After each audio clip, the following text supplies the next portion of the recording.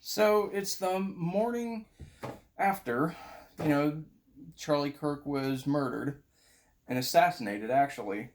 But I just had an interesting thought. So the the idea that some people are upset that, well, they're not upset. They're happy that Charlie Kirk was shot because if Trump was shot, then it would cause a big uproar. And there was somebody who was online celebrating Charlie Kirk's death, who was saying that it's good because he's so little and like he's not like a political figure or whatever. Well, that's where you're wrong. You're wrong on that because he actually was the biggest advocate for not turning to violence, and his saying is holding true right now. That when we lose the ability to have civil discourse, we are going to have civil war. That's the one thing that stops it, and he said that before, or was it after Trump's attempted assassinations, and yeah, he was at a university and he basically said that. So yeah, I mean, you took out the one person who did not want, this to devolve. And I'm sorry to tell you, but it has radicalized a lot of people. Okay? So I was personally very happy to see that, somebody got beat pretty bad in a protest during a vigil for trying to, basically say F you, Charlie Kirk, or F Charlie Kirk. And the crowd just gave him a nice beating.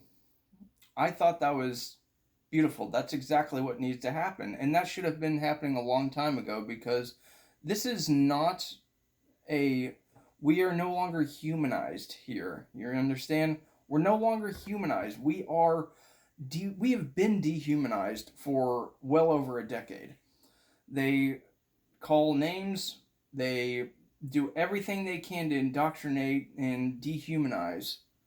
You know, they indoctrinate children and they dehumanize conservatives, saying that they're, you know, fascists or whatever. They put a label on them to dehumanize them, and it works because these people are stupid. And as long as you can keep people stupid, you can keep them manipulated. And that's really the psychological operation that's been going on for decades. So, the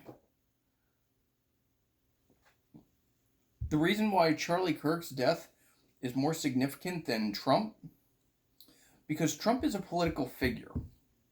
All right? It's kind of expected. That's why there's Secret Service, right?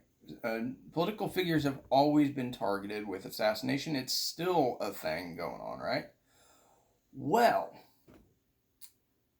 Charlie Kirk was not a political figure, even though, yes, he had a large following and he was well known. He was a regular guy. He was not part of the government.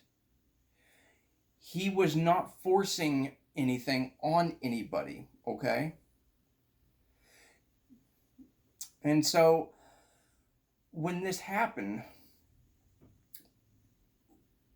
you showed us that we can no longer have political discourse. You will kill regular people for just talking. And you have radicalized a lot of people because we now realize that just talking and just having a debate could get us killed. So, for our safety, you are now the enemy. You are a domestic terrorist organization. If you voted for the left, you are a domestic terrorist. It's about time.